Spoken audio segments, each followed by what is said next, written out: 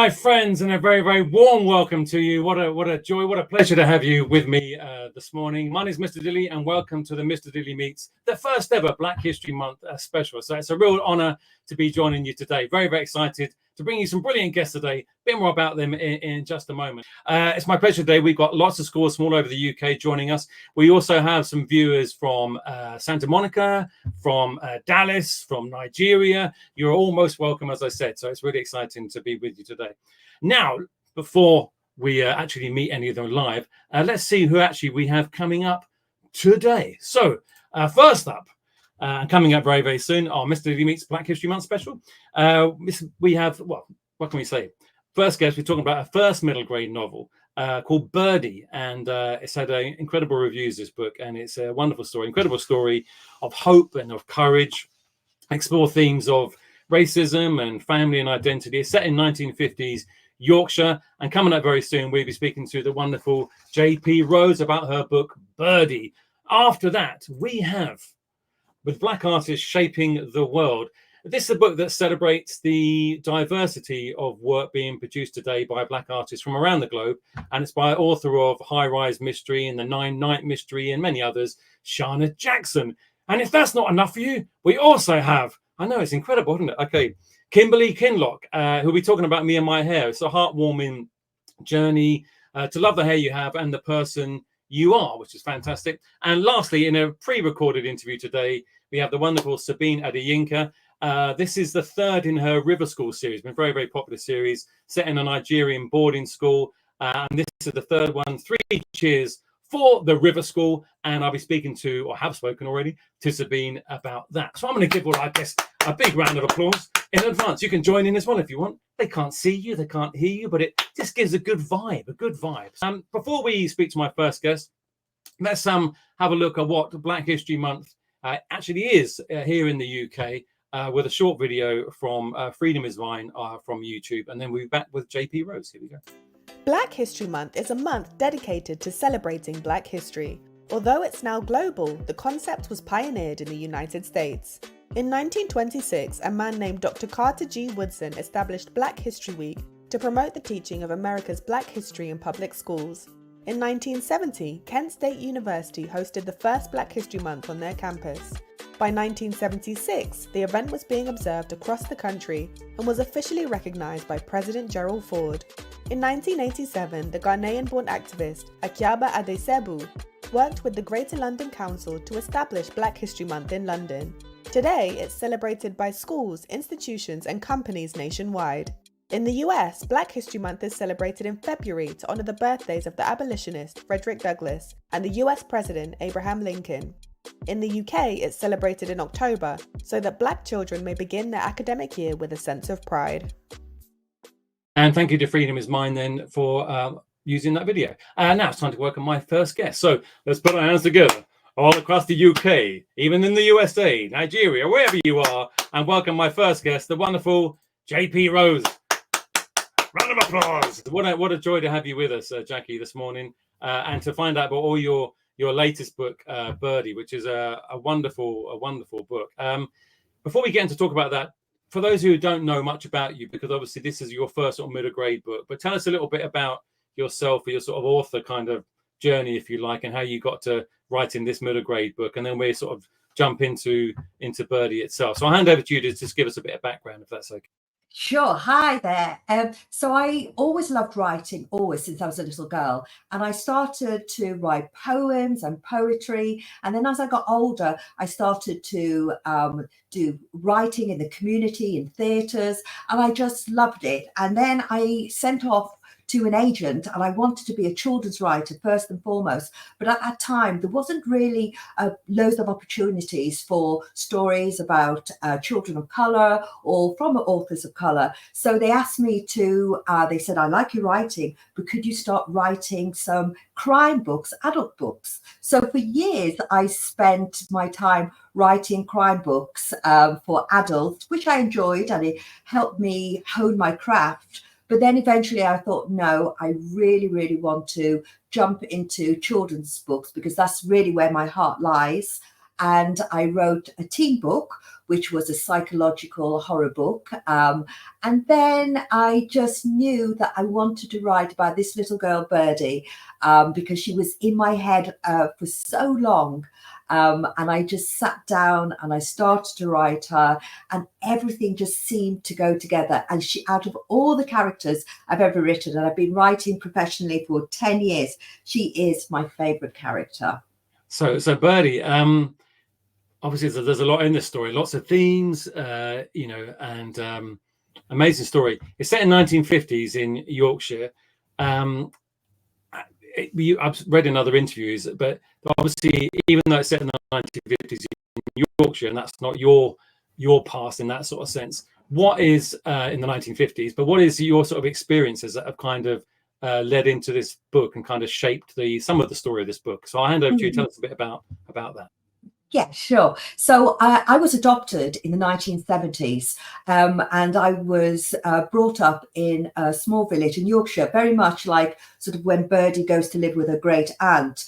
And I found it so difficult to fit in and to find friends and just to find out who I was, because, you know, people were saying really mean things to me.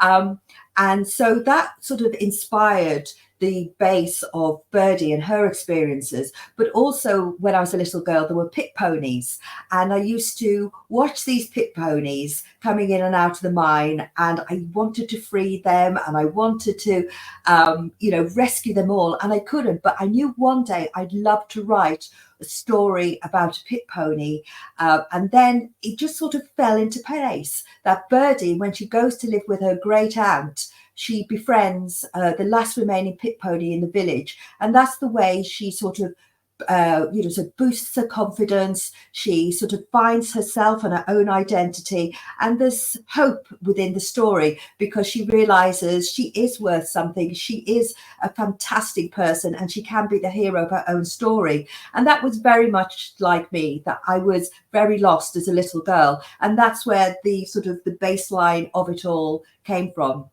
So the connection between you and this pony. So it's based on the pony in the book is called Mr Duke. Is that right? Your own pony was Wild Sun. Yes, that's right. And so, you know, no one's a stranger to the sort of the healing that animals can give us. You know, and that sort of they just sort of love unconditionally and all that in terms of that. With that relationship you had, thinking back to your relationship with Wild Sun and obviously those experiences you in the book, how difficult was it to sort of write something that was so sort of close in a way to your own experiences? Was it kind of quite a good release, or was it kind of difficult? How did it feel doing that? Yeah, I loved it because I am such a fan of Yorkshire.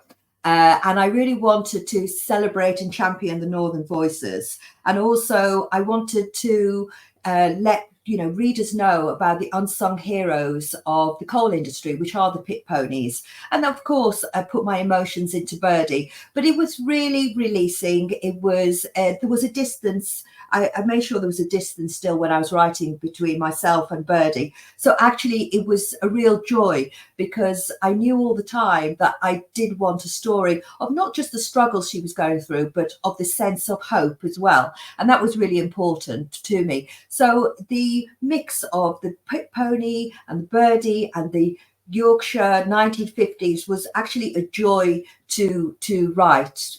And when I stopped writing, I actually found myself missing her. Well, actually, you said just drawing those things together about hope and sort of writing and words and stuff. And there's just a couple of quotes that you've said in previous interviews, which kind of, really lovely, actually, is that I've read that you said there was so much in my world that I didn't understand, and that writing and words allowed you to create your own sort of safe space.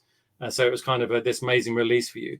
And that you saw, as you got older, you see children's books as a roadmap of empathy and understanding, of reflection, of kindness, which I think is a wonderful thing. On that note, what sort of message of hope do you hope sort of readers take away from reading Birdie? Obviously, it's some of your own experiences in there, but obviously just childhood experiences as well.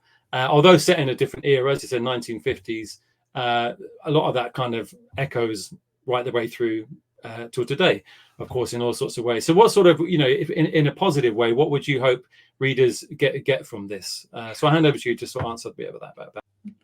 Yeah, I mean, it was really important for me to write Birdie, like you say, with a sense of hope. And I want readers to, when they go away and they reflect on it and think about it, that, to understand people's differences, to understand that, sometimes it really is hard for, people to fit in. And it's about kindness, it's about empathy, and it's about reaching out to people who you might think struggling, or befriending people that maybe you wouldn't normally befriend. And I just felt, it is a story of love, and definitely a story of hope. And I just want readers to come away with a full heart and a more of an understanding of how it might be for someone who doesn't quite fit in. Also, quite a few tears when you read the book. I mean, in two ways. Obviously, there's the tears of the difficulties the character Birdie faces, but also tears of joy. It's tears of wonder, and kind of the wonder of their relationship together with the pony and stuff. So wonderful. But could you give us we've got a couple of school questions for you. So what we're going to do, we come to those in a minute. Could you give us a little reading from Birdie? Of course. And then we'll fire a couple of school questions at you, if that's okay. That'd be lovely. So this is hand over Jackie now for a little reading from Birdie. Here we go. So this is the part where Birdie's just arrived with a great aunt who didn't realise she was a child of colour. And this is the first morning that she's about to go to school. And her great aunt isn't taking her because she's actually ashamed that she has a great niece who looks like Birdie. So it's the vicar who's taking her to school. The vicar hurried along, holding onto his hat as though he was about to take flight, with Birdie having to skip quickly to keep up. She decided that she'd never seen anyone walking so fast, and they rushed down the hill. All around them was a green ocean of hills and valleys, patchwork with a carpet of heather. Dry stone walls ran up and down, snaking around the dales. The cottages in the distance looked like tiny pebbles scattered around. It was all so different to Leeds and everything she knew. Even the air was different. It just didn't smell different, it tasted different as well, like a glass of water, cool and fresh. Hey up, look what's coming. Thou frighten the birds away looking like that. Look at the state of the hare. There'll be no need for a scarecrow with thee around. Birdie heard laughter and a voice and turned around. A group of older lads was sitting on the stone wall, swinging their legs. The vicar was marching on obliviously ahead and didn't seem to have heard them. One of the boys gestured at Birdie. Come over here. See, let's have a closer look at you. He chewed on a piece of long grass and played with a thick grey scarf coiled round his neck like a snake. We don't want her coming closer. She probably reeks, one of the others laughed. Oi, shouted a third spotty-faced boy. Does it wash off? Birdie came to a sudden stop and turned to look at him properly. His small green eyes were slightly too close together and they were filled with unkindness. Does your colour wash off? Does it? 'Cause if it does, thou might end up looking like us. The group fell about laughing again, and Birdie felt a frown beginning to crease her forehead, a frown that came with an understanding which hit her as though she were a tree being struck by lightning. Folk here thought of her as different. Her hair, her skin, her eyes, everything about her didn't look the same as anyone else in Barrington Dale. Different, same, different, same, different, same. Over and over the words raced in Birdie's head. Then she thought of Mrs Dudley, and the only time she answered the question of why Birdie and her friends were stared at strangely in Leeds. Folk will make something of me and you looking different, like there's somewhat wrong with it. Yet how different are the sun and the moon, though they live together peacefully in 1,000 acres of sky. Birdie battled her tears. She didn't want to cry. No, she didn't. But it felt like Barrington Dale was spinning around her. It felt like even the birds and the babbling river were laughing at her. She chased her breath, gulping and gulping. She couldn't speak. All she could do was stare down at her muddy feet. And to Birdie, it felt like the dream she'd held in her hands of being part of a family was turning into a sharp piece of broken glass. Wow, amazingly powerful stuff. That. Thank you very much, Jackie. That's wonderful. We got some questions for you. There's a couple on the live chat and a couple that sent it before. So this is from Rugby Free Primary School. We have a question. Why did she call the character Birdie? So why did he call the character Birdie? It's interesting because when I'm writing books, the name seems to just enter my head. And so in one way, I've no idea why that name came into my head, because it's not a common name, but actually it's perfect for her, because it's all about her wanting to fly free. It's all about her flying high with hope. So in a way, the name just suits her down to the ground. Just jumped in, and I'm not quite sure what school this is from, but this is from St Peter's Primary School in Salisbury. It is Miss Leo. How long did it take you to write the book? Well, my first draft took me about 2 months to write, and then I went back and just sort of tightened it up. But the story was already brewing in my head. It had been brewing for years. So it was just wonderful to get it all out on the page. So it was quite quick for a book, actually, 8 weeks. You wrote the book in 8 weeks, really? Yeah. That's astounding. Okay, we got a couple of other things for you here. So this is, and then I've got a couple more questions for you. So here we go. This is Eldon Grove Academy, Hartlepool. It's often said that in books we find ourselves. Would you agree? And if so, why do you think this is? Which is a great question. But on the basis of what you said, obviously there's a huge amount in that. So what do you think about that? Yeah, I think it's a really great way to explore emotions. I think it's a way to understand emotions. And I think also when you, likewise, when readers read books, they can reflect their own emotions. So I think it's a wonderful communication between the reader and the author. And, all along in my career, I found, putting my emotions into books has helped me in one way or other. It's fantastic therapy. And help you to organize your own thoughts and experiences as well. It's a wonderful thing, isn't it? Because as soon as you get it down, you kind of you can look at it, can't you? Sort of Exactly. And you can distance yourself slightly by using a different character or a different vehicle or a different situation. So you're not ever too close to it in fiction. That's wonderful. We've got one other question for you. Also, we could talk all day about Birdie. But it's just another question for you. Is there a figure, so it's slightly different, not to do with Birdie, but is there a figure from history that inspires you most? It doesn't necessarily have to be a black figure, but any particular figure, but it may well be. Is there a particular figure that kind of, you would hold up there as sort of an inspiration for you personally? It's when I was growing up, I read Maya Angelou, actually, because like I say, I was, didn't know who I was. I was very lost and quite unhappy, but her words inspired me. Her words gave me hope. It made my heart sink, and she helped me find a truth in who I was, and being proud of my color and my identity. We've got one other question. We've got Glow's coming from the live chat for you. But I just want to ask you this one very, very quickly. Here we go. This is from Lewis Class. Why did you set it in the 1950s? Anyway. Yeah, in the 1950s, it was just the perfect time in Yorkshire. The pit ponies were still there. It was post-war, but also Birdie had been brought up in a children's home for quote-unquote brown babies. And that's what the media, the newspapers, called children who had parents of black American GIs and white British women, and they were put in a special children's home away from the other children a lot of the time. Wow. And that was sort of 1950s to the early 1960s that happened, and I wanted to explore the children who are called the brown babies. Fantastic. Thank you so much for your wonderful book and for answering those questions so wonderfully. Good luck with Birdie. I know it's doing really well, getting lovely reviews as well. Do check it out, watching it. It's definitely one to have on your library shelves and in your homes as well. That's good. Get a nice big wave. Goodbye. JP Rose, I'll give you a round of applause, Jackie. Thank you very much. So wonderful guest. Thanks very much, Jackie. JP Rose there. Now, before we meet my next guest in a moment, which will be Sharna Jackson, Jackie mentioned there about poet Maya Angelou, and she passed away in 2014.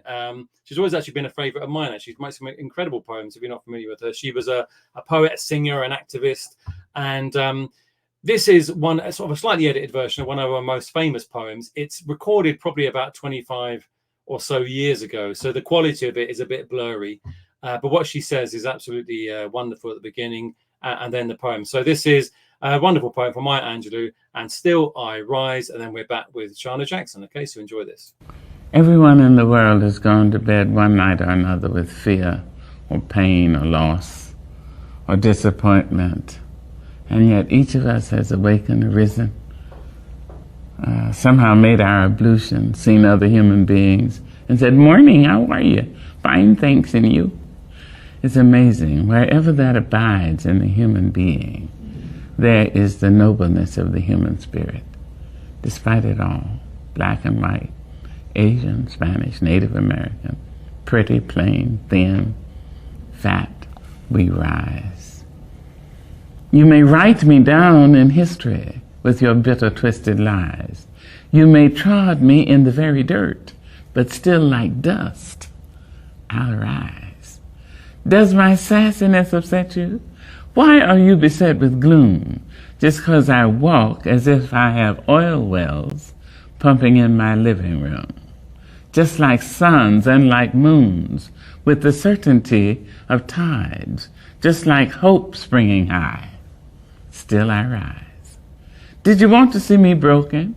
Bowed head and lowered eyes, shoulders falling down like teardrops, weakened by my soulful cries. Does my sassiness upset you? Don't take it so hard just 'cause I laugh. As if I have gold mines digging in my own backyard. You can shoot me with your words. You can cut me with your lies. You can kill me with your hatefulness. But just like life, I'll rise. Out of the huts of history's shame, I rise. Up from a past rooted in pain, I rise. A black ocean leaping and wide, welling and swelling, I bear in the tide. Leaving behind nights of terror and fear, I rise. Into a daybreak miraculously clear, I rise. Bringing the gifts that my ancestors gave. I am the hope and the dream of the slave. And so, naturally,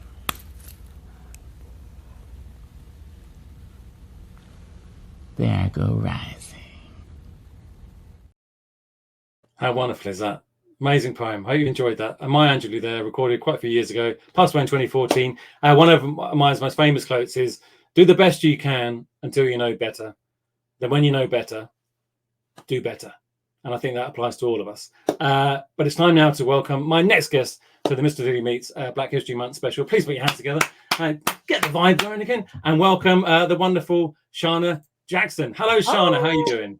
Yeah, I'm really great, thank you. I'm so happy to be here. It's my favorite thing to do, is to be. Oh, it's a wonderful thing. Mr. Those Dilly. headphones, by the way, are brilliant headphones. I love Thank those headphones. you.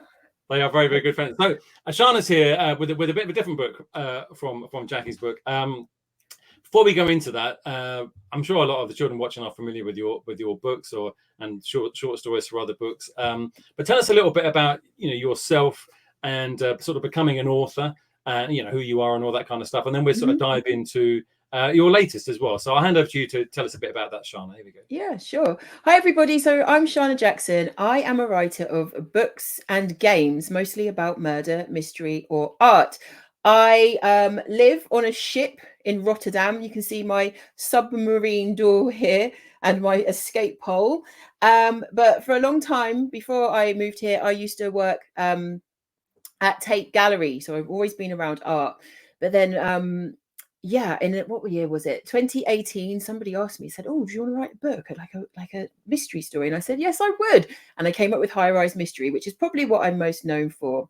But I knew I wanted to become a writer a long time ago now. It was 1990, and I know because I asked my parents for a diary that year, and instead of getting me a diary with shapes and colors and fun things in it that an 8-year-old would want, they got me a businessman's diary. So I had lots of space and pages to come up with ideas. But I couldn't write about my school dinners because I took packed lunch, and I couldn't write about my journey to school because my house backed onto my school. So that's when I started writing the story, and it was called Nero the Hero. And that's how I became a writer. How old were you when you wrote that story? If it's 1990, I was about 8. That's amazing. That's amazing. Look at that. Wonderful. So Nero the Hero, did it ever see light of day in any other form? No, it didn't. No, it didn't. But I might, every time I think about going home, I might go and look for that diary and dig it out. And oh, that'd be, wouldn't that be amazing? That'd be wonderful yeah. to see.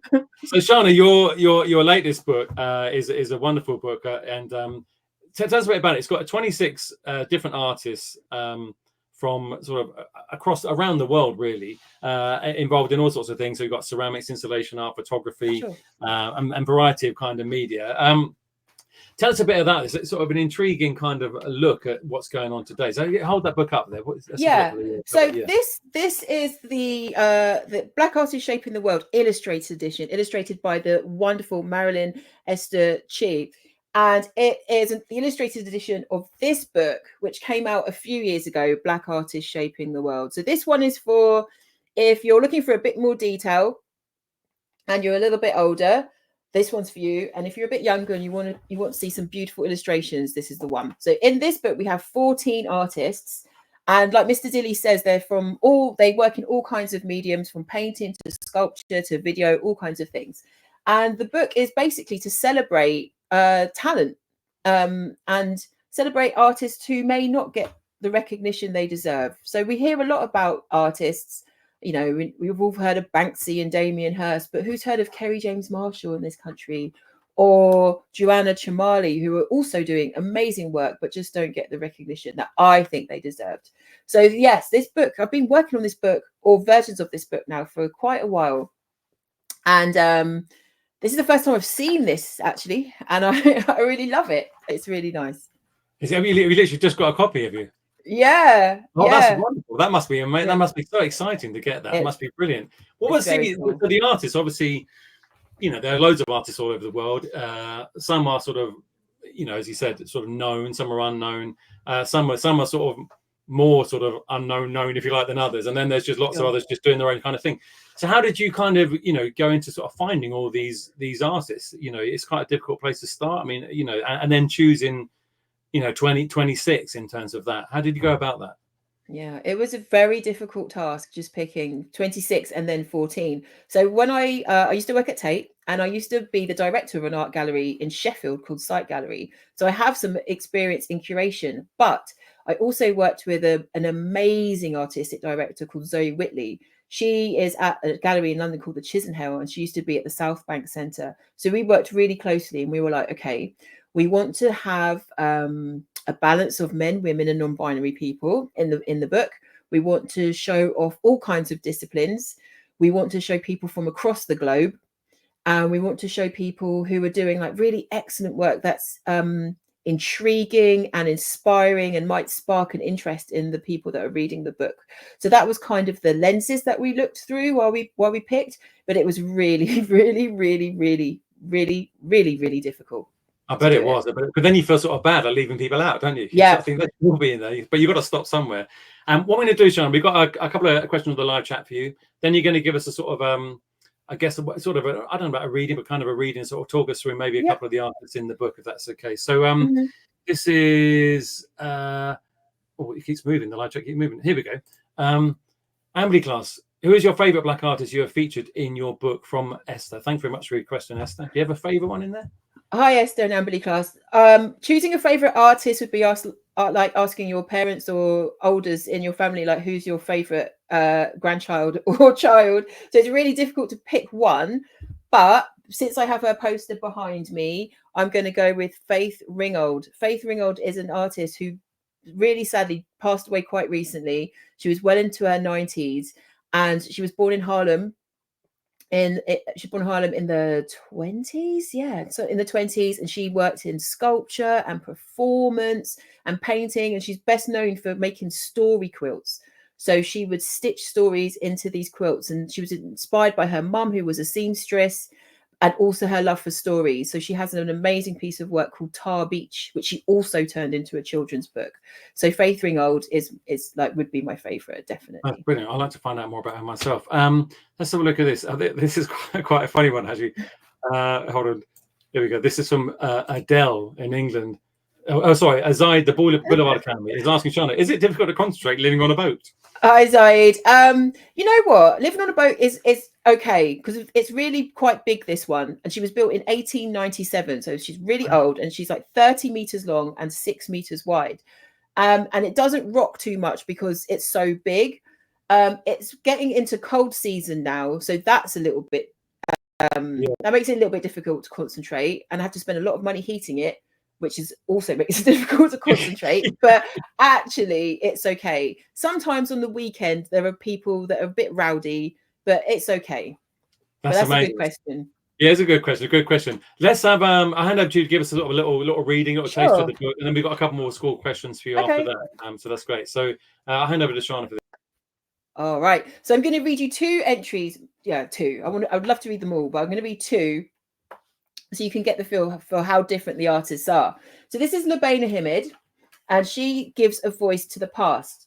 So Lubaina Himid was born in Zanzibar and moved to England as a baby. When she visited museums in Europe, she noticed something about the grand paintings of old rich families. She saw that Black people, if they were there at all, were almost always enslaved workers or servants. They would be at the edge, holding trays or teapots, but never in the centre. Lubaina wanted to take these people out of the paintings and give them names, bodies, and lives. She wanted them to share their stories. In her installation, Naming the Money from 2004, Lubaina created 100 life-size painted cutouts of people. On their back, in a short poem, each person tells you their real name, then the name they were given by their masters. They tell you what they used to do and what they're forcing to do in now. Then they tell you something that shows they're being positive and making the most of their terrible situation. And here's an example. My name is Effiong. They call me John. I used to make rings for royal fingers. Now I make shoes for ladies' feet, but I have the gold. In a gallery, a soundtrack with music from all over the world plays around the figures. Lubaina reads out the poems, and her people have finally been given a voice. And this is what it looks like when it's installed. This is what Naming the Money can look like. That is amazing, isn't it? Yeah, it's incredible. Life-size figures. So, yeah. Do you want another one, or are you out of time? Well, I think we're do you want a couple more questions? We've got loads of questions. Yeah. Questions for you. So yes, this is from I don't know what class. Oh, year 5 in Akeley. From Mr. Broadbent. Thanks, Mr. Broadbent. What inspired you to write about Black people and history? You kind of answered that a bit, but kind of anything else like to add to that? Sure. Hi, year 5, Akeley. So yeah, it's making sure that people get the recognition for their achievements, and also just to mix it up. We hear a lot of stories about the same things, and I like to look at things through different lenses and approach them in different ways. So that's what inspires me. Also, I'm Black too, and I think it's important for Black children and also all children to see all people being courageous, smart, clever, funny, because it really increases our empathy, just like what Jackie said about Birdie. Yeah, I'd agree with that. So this probably echoes what you just said, actually, but this is Sarah Morgan again. Is there a main message you're trying to convey in your books? I suppose this is maybe your novels, but I mean all your work, I guess, really. Is there something that kind of sort of fires you through that? It kind of inspires you through that? Sure. So in another book that I had just came out, 9 Night Mysteries came out in June. It's another one of my mystery stories. And I think through all my mystery stories, it's important for me to show that Black and brown children are really smart, funny, clever, cheeky, and courageous. And they are qualities that all children have, but sometimes we just don't see it enough in media and books. Black children doing those kinds of things. That's brilliant. Okay, there's got a couple of that sent in just before. These are nothing to do with your books, but just sort of general things. So this is Penkridge County Middle School in Stafford. If you could be a character in another famous book, who would you be and why? That's tricky, isn't it? Good question. Oh, that's such a good question and really difficult. It is really difficult. I would be. Oh my gosh. I don't know. It goes blank, doesn't it? Kind of I'm just like, maybe I would be. Maybe I'd be. No, I don't know who I'd be. Maybe I'd be one of my own characters. Another famous book. But I don't want to find bodies. Do you know No, what it's I not mean? something you want to do, really, is it? It's sort of like, another day, another bobbing. Yeah, maybe I know. I'd be like, I don't know. That question has stumped me. Yeah, Maybe I'd be on Yaker from. I'll tell you what I do, Toilet Book. Sharna, is that once we Hmm. finish your slot, if you think of something, put it in the private chat here, and I'll announce that to everyone watching. Okay, one other question here. This is from Greenmount Primary School in Bury. If you could tell your younger writing self anything, what would it be? Okay, hi Greenmount Primary. That's an amazing question, and the answer is to just do it. So when I was younger, I was like just so fearful of being good or scared to put myself out there because I thought I wasn't very good. So I spent a long time doing other jobs when I knew I really wanted to be a writer, but not concentrating on it. So I would say just do it. It's going to be a bit painful and you're going to feel a bit stupid and you're like, oh, I'm putting myself out there. What if people don't like it? But a story that's not great on paper is a million times better than one that's just in your head that no one can see or read. So get something out and you can always, always, always make it better. Brilliant advice there. Brilliant advice there, Sharna. Thanks very much. I asked this question to Jackie as well, and I'm going to ask it to Kimberly as well, and ask it to Sabine. Is there a figure from history? Can be black, doesn't have to be, but that inspires you the most, do you think? Do you have a particular one that kind of, is a light for you in that sense? Yeah, it's Faith Ringgold. It's because that she grew up in a tough time in Harlem, but was always very creative and had creative people around her. Then she became sort of an activist and spun her work into trying to make change. And she also just worked in so many different ways. So it makes me feel better because I write games and then I write books and then I work in a gallery. And sometimes I think, oh, I've got too many jobs and they're too weird and different. But actually, Faith Ringgold told me that you can do all the things and you can tie them in together or not, but you can do anything you want and anything that you do can be brilliant. So Faith Ringgold is my hero. Brilliant. So that's someone to sort of check out and learn more about. So that's brilliant. Sharna, thank you so much for coming on today. Good luck on the bar and good luck heating it this winter. Thank you. All right. So thank you very much. Round of applause. Sharna Jackson. Thank you very much, Sharna. Nice to see you. Bye. Bye-bye. Bye-bye, Sharna. Bye-bye. So Sharna Jackson there, brilliant stuff. Now, we're going to go straight into my next guest, another sort of change of direction. And we're going to put hands together and welcome to Mr Dilly Meets the lovely Kimberly Kinloch. So, hello, Kimberly. How are you? Hello. Hi. Lovely to have you with us today. And hope you've enjoyed listening to Jackie and to Sharna there. So, once again, a very, very different book. And we're going to jump in and have a little bit more of a dive into your book in a moment. But like I asked Sharna and Jackie, for those who are not familiar with who you are and stuff, tell us a little bit about yourself and how you sort of got to writing this particular book, and then we'll sort of talk about the book a bit more if that's okay. So here we go. Sure. So my name is Kimberly Kinloch. I go by Kim. I was born in Romford in Essex, in England, that is. I have a brother and a sister, and we grew up in a very white town in Romford, as it was. And I just felt like it was only my brother and sister where I could see myself. My sister as well was my twin, so I really saw myself in her. But there wasn't many people that looked like us when we were growing up. But having said that, we had very happy childhoods because we had lots of friends. We were very popular, very settled. But as we got older, particularly myself, as I got older, I started to feel a bit different to my friends. I always liked writing from a young age. I wrote stories since I was in primary school. I was always saying, Miss, can I read my story out? Miss, can I read what I wrote last night?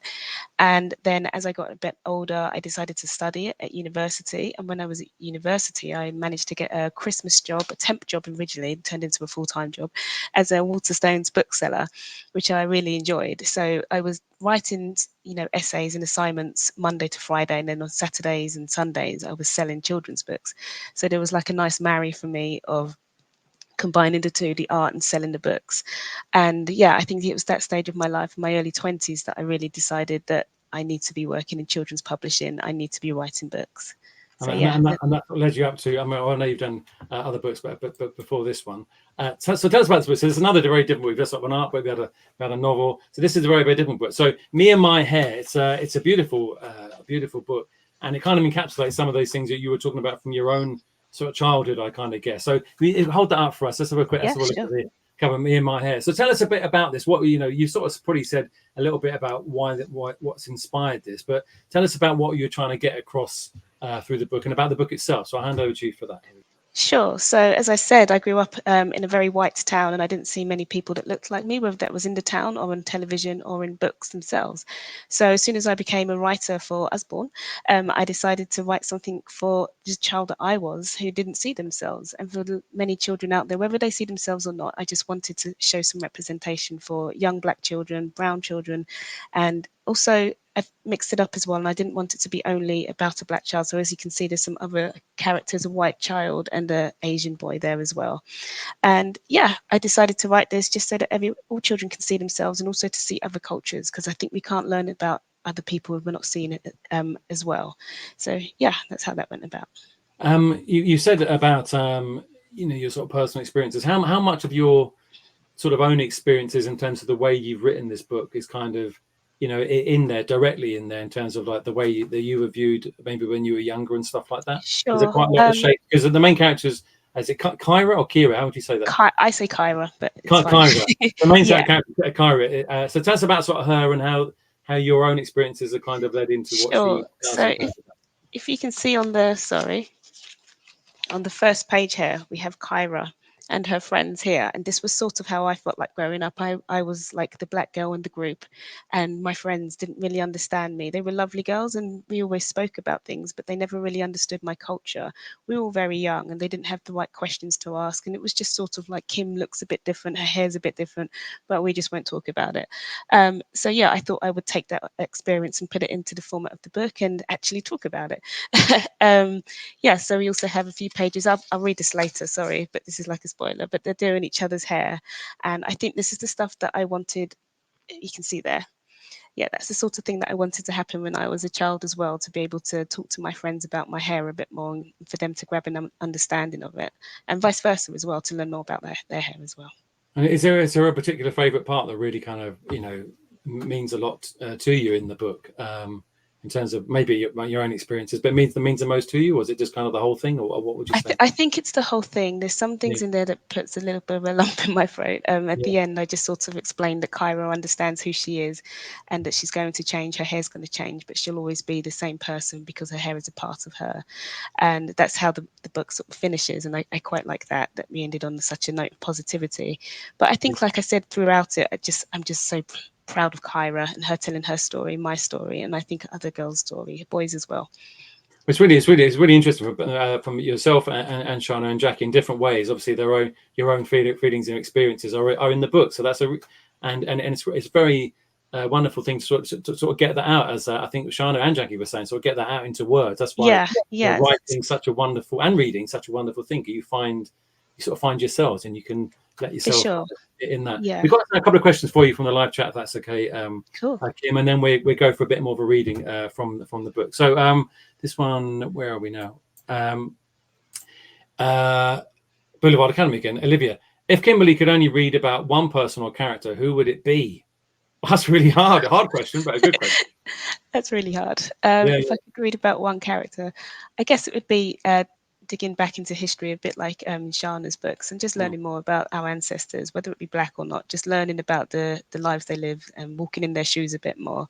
Yeah, because it is amazing to think of the things that some of our ancestors went through. I guess one person in history would probably just be one of my ancestors who had to go through a lot of struggle and to get my generation to where we are, I think. Yeah, that's fabulous. Here's another one. This is from Mrs. Ferguson. From Oscar, from year 6. Hi, Kimberly. How old were you when you wrote your first book? Is it similar to Sharna? Did you write something when you were younger, or is that sort of?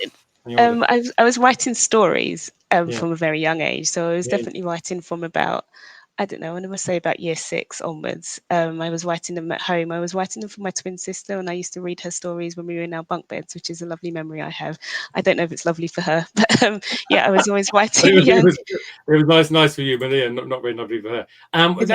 We've got loads of questions we could keep asking. I think there's a how long have you been writing for? So how long have you been writing for? You kind of sort of said about that, really. So anything you want to add to that? So professionally, as an author, a published author, only the past 3 years since I've been editing and writing at Usborne Publishing. But yeah, I'm writing as a hobby, yeah, my whole life, I would say. That's brilliant. Okay, can we hand over to you now for a bit of a course. jump into the book? Give us a little bit of an excerpt from it. If I hand over to Kimberly for that, and we've got a couple more of your questions after that. So I hand over to you now. Sure. So I'll read the pages that I briefly showed you earlier. Hopefully you can see some of the illustrations because it's quite an illustrated book. There we go. I'll just read it like this. So this is me, Kyra. I like shopping and football and drawing, and I love my hair. My friends don't really get my hair. It's so big. Why does it grow up and out instead of down? It's just its natural style, I tell them. I tell them big hair is a normal type of hair for black people, and it's called afro hair. Sometimes my friend Ahmed calls my hair fuzzy and tries to stroke it, which annoys me. It's not fuzzy, it's coily, and I'm not a pet. My mum says I should be proud of my hair. And here's mum with one of her amazing hairstyles. You can see her there, I think. Yeah, sorry. There are so many hairstyles you can do with it. For a special treat, mum says I can go to her hairdresser's. Yay! She warns me it will take a long time, so I'm going to take a book with me. But first, my friend Mia comes round, and we decide to do each other's hair. Kyra and Mia's hair salon. A high ponytail for Mia. Mia's hair is flowy like a river. My brush glides right through it. I wonder what it feels like to have flowy hair. I loop a scrunchie around Mia's hair and make it look like a tail on a pony or a unicorn. But her hair keeps slipping out. Now I get why she has so many hair clips. Afro puffs for me. Next, it's Mia's turn to be the hairdresser. I pass her my detangling moisturizer. She squirts some into her hand and rubs it through my hair so it's easier to comb. Mia loves how soft my hair is. Then Mia parts my hair and stretches little bands over each side to make 2 big puffs. I ask Mia to lay my edges, but she doesn't know what I mean. So I get some hair gel and a toothbrush, not the one I use for my teeth, and I show her. You gel the wispy baby hair, then brush it down and make a flat, wavy pattern. Mia is super impressed. I can't wait to go to the real hairdressers. If I've got time, I'll do one more page. Yeah, then that's good. Now, please do show us that, and then we'll get sure. I'll just whiz through this one. At the hairdressers, I'm sitting on a smart sofa waiting for my turn, and there's so much to take in. The noises, the buzzy clippers, people chatting, the smells, fruity shampoos, coconut shampoos, and pongy creams. Everyone is black or mixed race, and lots of people have afro hair, like me. Mum says we come here because afro hair needs its own special care. Extensions. There are rows of extra bunches of hair called extensions. People have them added to their own hair to make it longer, a bit like mine right now. Natural shades to match your hair, or my cousin Mish has red ones that looks like fun. Extensions are wrapped around sections of real hair, then plaited together. Relaxing. Afro hair can be straightened using a cream called relaxer. Here's a before and an after. Clippers. Hair clippers have different settings for different cutting lengths. You can mix them up to make patterns. Can you see over here? And finally, dreadlocks. Dreadlocks are locks of hair that twist around themselves as they grow. I spot my Uncle Joe. He's having his dreadlocks retwisted. Hi, Cara. Meet Oti. She's a loctician, a dreadlock specialist. I'm rolling the dreadlocks between my palms to keep them neat and tidy. And finally, Mum's hairdresser comes and it's my turn. That's great. Loctician, is that actually that's actually the name? That's great, so many people love that. Oh, I love that. I love that. As Kimberly said, you can see in that book, and you see in authors' other books, it is that books are a wonderful way to find yourselves in. You can find yourselves in the book and find your own experiences. Got a couple more questions for you, Kimberly, if that's okay. So nothing to do with the book specifically. This is a different one. Ilsham Academy talkie. Who is your favourite character in children's fiction? And why? That's quite hard, isn't it? Well done. Thank you very much. It was from Academy. It's probably a bit obvious, but it was my generation, and it's what I grew up with, and it's probably Harry Potter. It was just so magical. There was something about that. It really turned me into wanting to be a writer, but also just the world that was created. I think she's an amazing author, J.K. Rowling. My favourite character is probably Harry or Hermione. Harry and Hermione, great. And another one here, so which may answer the same thing. Francis Askew, Primary in Hull. If you were trapped on a desert island, which of your books would you like to be stranded with? I'm guessing here this might be future books you've got planned. Probably some future books. Yeah, I have a book coming out called Miss Molly's School of Happiness, which is all about helping young children understand their emotions, and I'm quite proud of that and looking forward to that coming. Oh, that's wonderful. I don't know if I'd want one of my books on an island. Well, yeah, your own books. I know this book. It feels a bit vainglorious. I brought my own book with me. Yeah, exactly. So this book, you kind of mentioned this already. What sort of message of hope, I guess, or inspiration would you like children reading to sort of to get from Me and My Hair? Any particular message there? Sure. I think I just like all children to sort of understand that everybody is different and we all have different cultures and we all look different. Our hair are different hair types, as you can see on the cover. But if I'm talking specifically to black and brown children, I want them to feel that they are beautiful too, and that their hair is beautiful as well, just as beautiful as everyone else you see on television, that you might hear about on radio or on the internet even. You matter and you're beautiful as well. So that's a great message. This one may tie into the next book. I was going to ask you, is there a particular figure from history that inspires you the most? This is from Adele in England, from Felix of the Boulevard Academy. Which female black woman inspires you? So that may tie in or it may not with that particular thing. Is there a particular figure from history that inspires you the most? It doesn't have to be a female black woman, which is the same. Yeah. I would probably say Rosa Parks. I know it's probably another obvious one, but I think when I first learnt about that, it was one of those moments that I have never forgotten, how shocked I was, but how emotional it made me as well, but how inspiring it was to hear that, she was on the back of the bus and was being told to, she was at the front, she was told to move back and she refused. And I think that's just something we can all carry with us. You don't have to do what you're being forced to do if it doesn't feel right, and to stick to who you are, keep your own character. And I think it's just quite inspirational. And also my mum and my dad, not that historical. Mum and dad, that's good. That's good. Kim, thank you so much for being on the show today. I hope you've enjoyed yourself. No worries. Thank you for having me. It's been amazing. Been a real pleasure. Me and My Hair out now. Get yourself a copy. It's wonderful. As you said, find yourselves in the book. So give a big wave and a round of applause. Kimberly Kinloch. Thank you very much, Kimberly. Thank you. Thank you. Cheers. Thank you. So I'm the guest. Wonderful so far. Okay, now before we meet my final guest, this is the pre-recorded interview with Sabine Adeyinka, lovely woman.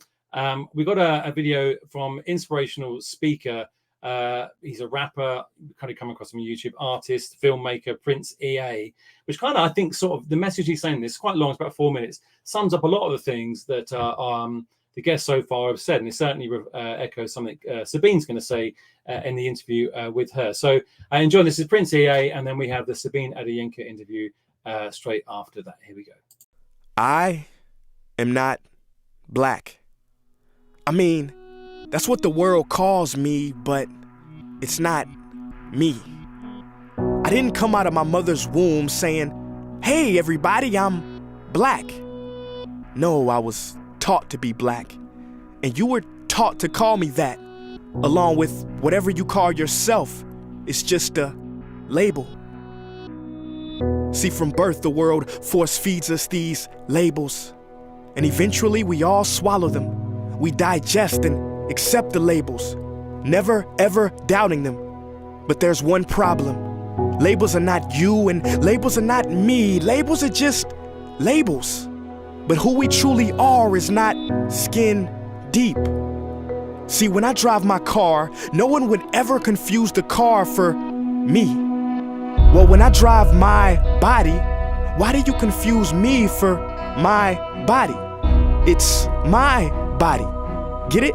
Not me. Let me break it down. See, our bodies are just cars that we operate and drive around. The dealership we call society decided to label mine the black edition, yours the Irish or white edition. And with no money down, 0% APR, and no test drive, we were forced to own these cars for the rest of our lives. Forgive me, but I fail to see the logic or pride in defining myself or judging another by the cars we drive. Because who we truly are is found inside. Listen, I'm not here to tell you how science has concluded that genetically we're all mixed and race in the human species doesn't exist, or how every historian knows that race was invented in the 15th century to divide people from each other and it has worked perfectly. No, I'm not here to lecture. I just want to ask one question. Who would you be if the world never gave you a label? Never gave you a box to check? Would you be white, black, Mexican, Asian, Native American, Middle Eastern, Indian? No, we would be one. We would be together. No longer living in the era of calling human beings black people or white people.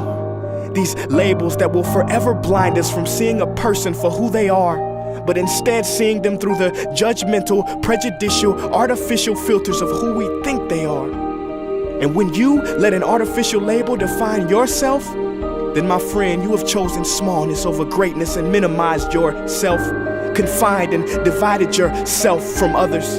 And it is an undeniable fact that where there is division, there will be conflict, and conflict starts wars. Therefore, every war has started over labels. It's always us versus them. So the answer to war, racism, sexism, and every other ism is so simple that every politician has missed it. It's the labels. We must rip them off. Isn't it funny how no baby is born racist, yet every baby cries when they hear the cries of another? No matter the gender, culture, or color, proving that deep down we were meant to connect and care for each other. That is our mission, and that is not my opinion. That is the truth in a world that has sold us fiction. Please listen, labels only distort our vision, which is why half of those watching this will dismiss it or feel resistance and conflicted. But just remember, so did the caterpillar before it broke through its shell and became the magnificent butterfly. Well, these labels are our shells, and we must do the same thing so we can finally spread our wings. Human beings were not meant to be slapped with labels like groceries and supermarkets. DNA cannot be regulated by the FDA. We were meant to be free, and only until we remove them all and stop living and thinking so small will we be free to see ourselves and each other for who we truly are.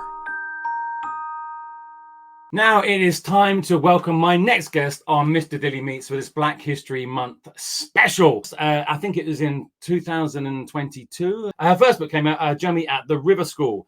This was followed the following year by Time to Shine at the River School. And this year, the third book in the series so far, Three Cheers for the River School, has just come out. And welcome to Mr. Dilly Meets Black History Month special, Sabine Adeyinka. So there we go. Round of applause for Sabine. Hello, Sabine. How are you? I'm fine. Thank you, Mr. Dilly. Thanks for having me here. Oh, it's been an absolute pleasure to have you on. So your wonderful book. So the latest one's out this year. Before we get into sort of talking about the books and the characters in the books and the sort of inspiration for those books, tell us a little bit about yourself. So kind of how your sort of story, and then how you got to become an author. Excellent. Thank you so much. As you know, I'm Sabine Adeyinka, and I was born here in London to a Nigerian dad and a Jamaican mom. So they were studying in London and they met. And my sisters and I, with my family, we moved when I was just 4 years old to Nigeria because my parents had finished studying and they wanted to make a life in Nigeria.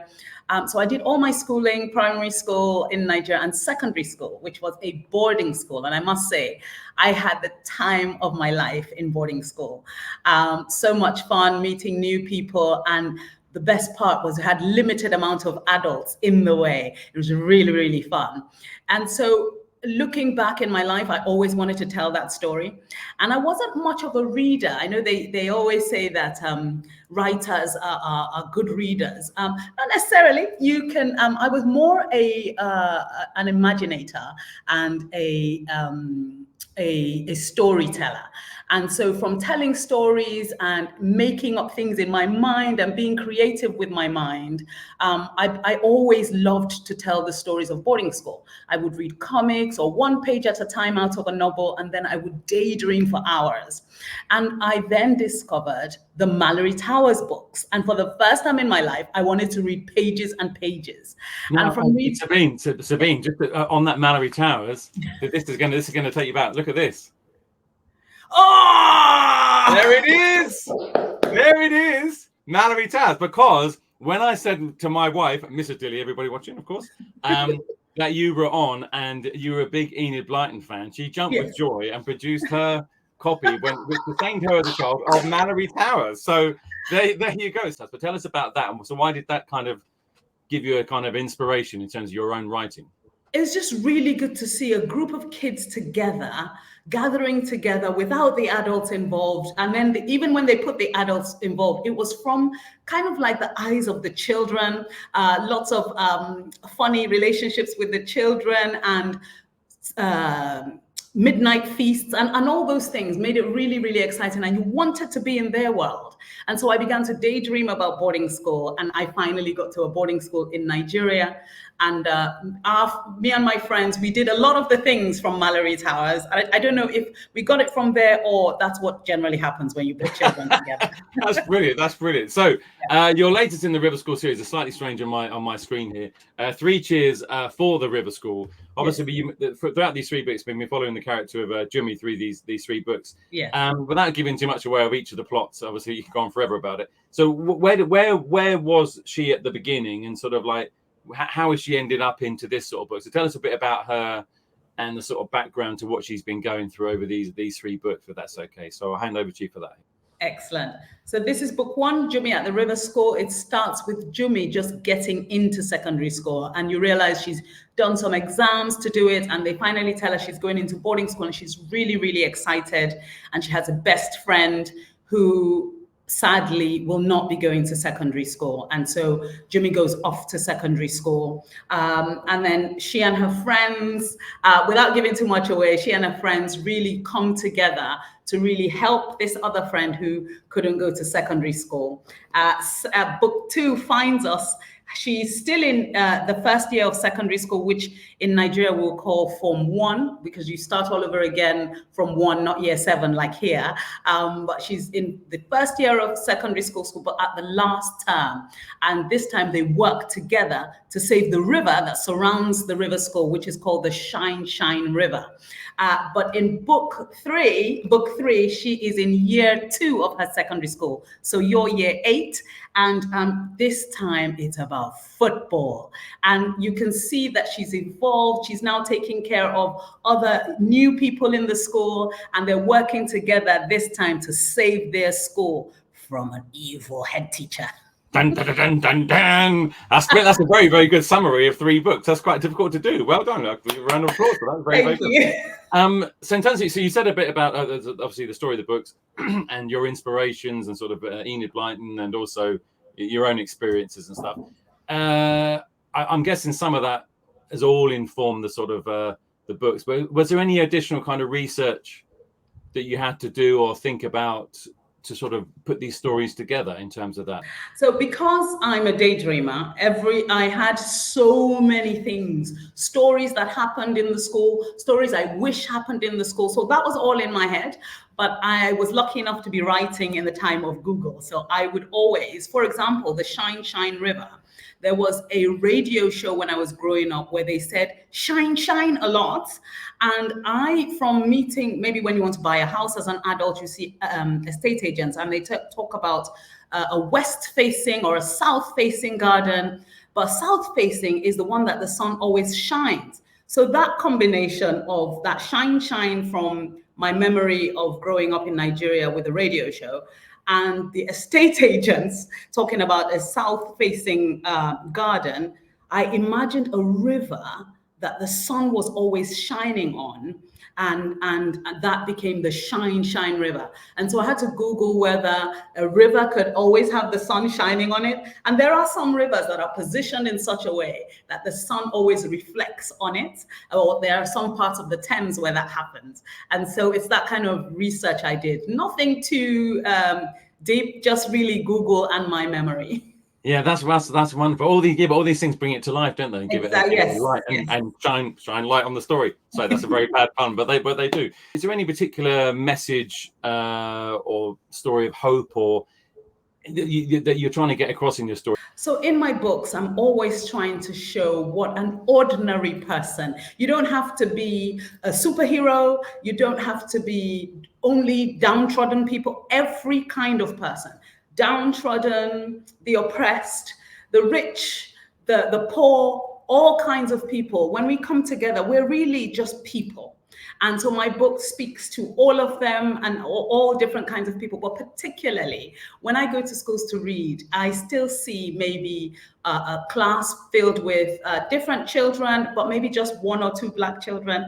And so it excites me that my book has characters in it with Black children playing major roles. And I think that's can be really inspirational for children. And even in book one, I have some heroes from way back in the 12th century in Nigeria. For example, we have Queen Moremi, and she was a female Black warrior in Nigeria who actually saved a lot of men. And this was way back then, and we have current heroes today. And it's just highlighting that Black children, white children, every child is a hero in their own right. And that's what my books are about, really. That's absolutely wonderful. Honestly, that's absolutely wonderful and beautiful. Can you give us a little reading just to give us a little taste of that?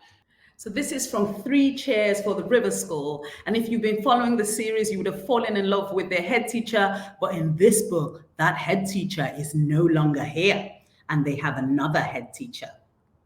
And so they're at assembly. "Attention, young ladies," Mrs. Fassida said, returning to the microphone. "It may take you a while to get used to a better way of conducting yourselves, but this pandemonium you are used to won't do. It honestly won't do. The Girls Model Trust will be paying us a visit in a few days to see if this school is really as good as it claims to be. I sincerely hope you will be on your best behavior." With that, she clapped her hands together and nodded at the Reverend, who had gone to sit at the grand piano behind her. There was silence, even though we knew what the chords he had just played meant, and we knew we should be singing. We should have been swelling with pride at the prospect of singing our school song. He tried again, and this time a few girls began to sing hesitantly. Mrs. Folawiyo joined in, and soon most of the school was singing our beloved school song. By the time we got to the chorus, we were all joining in. "Together we truly shine, for victory is yours and mine. Shine, River School, shine, River School, shine." We were singing, but we were not ourselves. Nobody beat their chest, and nobody sang in exaggerated tones. I could not wait for the walk to the classroom to hear the others' thoughts. We've got a couple of school questions for you, so let's put these up, and here we go. So this is from Kingsmead Primary School in Northwich. Our book club loved how vivid the descriptions were in Jummy and the River School. What do you think Jummy would think about schools in the UK? So I'll hand that over to you. It's quite a difficult question, actually. Oh, awesome. Schools in the UK and schools in Nigeria are pretty similar, actually, because children are vibrant and learning together. It's the same kind of concept. Same colorful things on the wall, and people eating together. So like in your dining rooms, I've been to UK dining rooms, and the chatter during lunchtime is the same in Nigerian schools. Maybe what might be different, why the style of school uniforms, or maybe the type of trees that you would see outside. But generally, the buzz is the same. And the relationship with the teachers, where you giggle at something that the teacher says, is basically the same. That's wonderful. Okay, we've got another one here, which is actually more to do with sort of creative writing sort of tips you may have, I guess. So Year 5 at Akeley Wood School, Milton Keynes. Do you have any tips for writing? I guess this is sort of in general, but also sort of writing starters or building characters or anything at all with regard to creative writing. Excellent. So in creative writing, my first advice to you is to have a notepad and a pencil with you at all times. If you're on the train, if you're walking on the road, by a river, in the garden, get your notepad, and anything you see that excites your eye, just write it down. I do it. I see people on the train. One time I saw a man with a red sock and the other sock was yellow. And I've put that into one of my characters, different colored socks. How exciting. But there's just different things. Always have something to scribble and then create. Don't think that anything is not quite right. Everything has to be perfect. Just create and imagine. And later on, you can try and tidy it up. But grab anything that you see, write it down, and then try to put it in your writing. That's great, because you do forget very quickly, don't you? Yes. It's like having a dream sometimes. You think, yes. oh, I remember that dream. And then you just go, now later. You won't remember, yeah. But as you said, that thing with like the guy with different coloured socks is then, yes.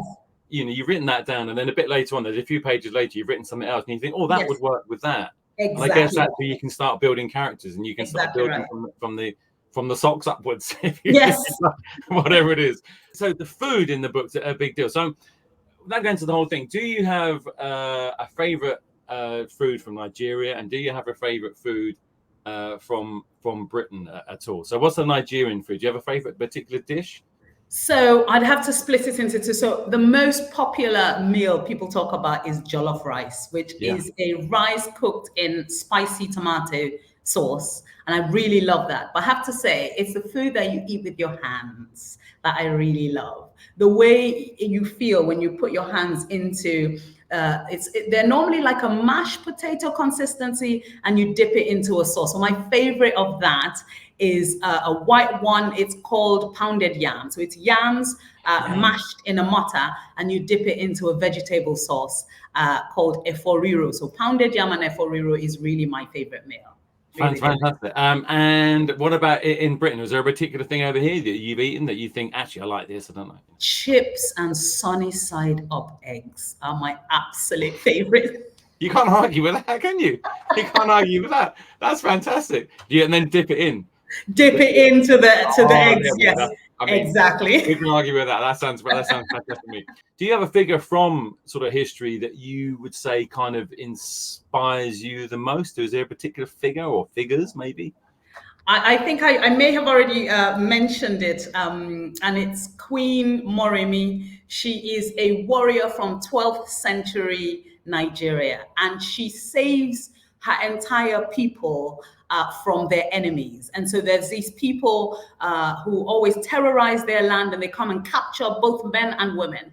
And she sneaks into the enemy's camp and pretends like she's one of them and discovers their secrets. And then totally with a group of other people, she is a warrior that leads her people to victory. And this was way back in the 12th century. So I always look to her. Oh, that's a great figure, isn't it? That should be a movie of that. That's a good movie. Honestly. That is a good movie. That is a good one. That's really, really good. I know. Listen, Sabine, lovely to talk to you. It's been an absolute joy, and thanks for your readings, and thanks for your books, which are actually they are full of joy, and that's a wonderful thing. And we all need a bit of joy, and they're full of hope and good characters, and they're characters that we can all identify with. And I think, as Sabine said, you know, whether you're black, white, or whatever, you can identify with the characters in the book, because we're all human beings, and we all go through a lot of the same things together. So it wishes me to say good luck with 3 cheers for the River School and the other books. Let's give a big round of applause. Sabine Adeyinka, thank you very much, Sabine, and give us all a big wave goodbye. Thank you very much. Great to have you. Great to be here. And that is Sabine Adeyinka there. So a pre-recorded interview with Sabine there. It's just to say thank you so much for my guests today. JP Rose, Sharna Jackson, Kim Kinloch, Sabine Adeyinka, and you, of course, as we celebrate the power of stories and writing and art and hair, to think about and to change and to see ourselves and how we're all kind of connected in a sort of a wider way. As Kimberly might have said, we're all just people, all human beings going through many of the same things in one way or another. So be kind, have courage, be good to each other out there, enjoy these wonderful books, get a copy for yourselves, for your schools, for your libraries. And it's just for me to say, my name is Mr Dilly. Thank you for joining me for Black History Month special. It's been a pleasure to be beaming into your classrooms or wherever you're watching this from. And it's goodbye from me, and it's goodbye from me. Thank you very much for watching. Goodbye.